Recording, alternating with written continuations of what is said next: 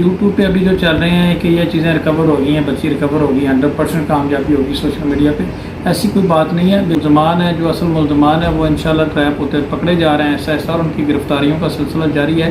अल्लाह ताला इसमें हमारी मदद करेगा और बहुत जल्द हम कौम को एक बड़ी अच्छी खबर देंगे।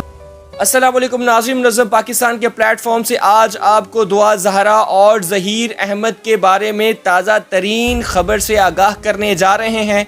कल कुछ लोग यूट्यूब पे और फेसबुक और सोशल मीडिया पर ये खबरें फैला रहे थे कि दुआ ज़हरा बाज़याब हो गई है, तो दुआ ज़हरा के वकील फ़याज़ रामी ने इस बात की तरदीद करते हुए कहा है कि दुआ ज़हरा अभी तक बाज़याब नहीं हुई। लिहाजा मुनज़्ज़म पाकिस्तान की पहले दिन से ही ये कोशिश रही है कि आपको वो तमाम खबरें बताई जाएं जिसमें सदाकत हो, जिसमें सच्चाई हो। और इसके साथ ही साथ फ़याज़ रामी ने जो बयान जारी किया है, आइए आपको सुनाते हैं फ़याज़ रामी की ज़ुबानी। मामला ये है कि इसमें हमने काफ़ी हद तक प्रोग्रेस कर ली हुई है।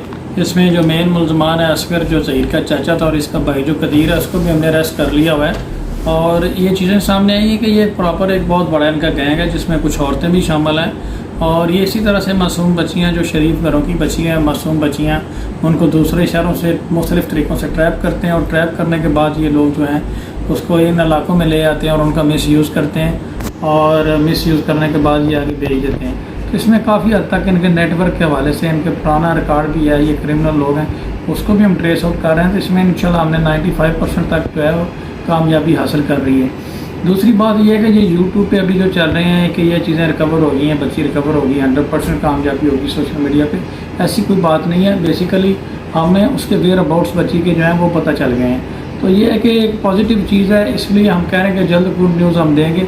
अभी हमारे पास गुड न्यूज़ नहीं है, लेकिन हम गुड न्यूज़ देंगे ज़रूर इंशाल्लाह, क्योंकि कल कोशिश करेंगे कि बच्ची जो है वो रिकवर हो जाए और सिंध हाई कोर्ट में हम पेश करें। और कल नहीं होती तो 1-2 दिन में इंशाल्लाह बच्ची जो है वो 110% है वो प्रोड्यूस हो जाएगी। और इसमें ये जो चीज़ें हैं, इसमें जो मुलजमान है, जो असल मुलजमान है, वो इंशाल्लाह ट्रैप होते पकड़े जा रहे हैं ऐसा और उनकी गिरफ्तारियों का सिलसिला जारी है। इसमें टीमें तश्कील दे दी गई हुई हैं और मुख्तलिफ़ इलाकों से, हवेली लखा और कौंसा के इलाकों से जो है वो मुख्तलिफ़ इलाकों से इनके ऊपर छापे मारे जा रहे हैं। और ये लोग जो है वो बच नहीं सकेंगे। और प्रॉपर प्रोसीजर ऑफ लॉ के तहत ये बंदे अरेस्ट हो रहे हैं और इनको अरेस्ट किया जा रहा है और इनका रिमांड लिया जा रहा है। और ये सब के सब इसकी तीन तरह की इसमें कैटेगरीज हैं। तो नंबर 1 पे हैं जो किडनैपिंग एंड अबडक्शन में शामिल है। नंबर 2 पे जो हैं वो लोग हैं जिन्होंने इसमें मतलब जाली निकाहनामा तैयार किया। और नंबर 3 पे वो हैं जिन्होंने बच्ची के साथ बच्ची का मिसयूज़ किया और ज़िना बिल जबर वगैरह किया। तो ये तीनों कैटेगरी के लोग हैं, ये बच नहीं सकेंगे इंशाल्लाह। इसमें हम पूरी एफर्ट कर रहे हैं और अल्लाह ताला हमारी मदद करेगा। और दूसरी बात ये है कि ये एक प्रॉपर प्लान के तहत हुआ है। बच्ची 16/4 को घर से लापता हुई है, 17 को यहाँ पे आकर उसका निकाहनामा हो जाता है और बयान हो जाता है, 17 को सेशन कोर्ट में रिट दायर हो जाती है। ये इतनी जल्दी एक ट्रेन बंदे का काम है जो चीज़ें मैनेज करना, वहाँ से भी यहाँ से भी।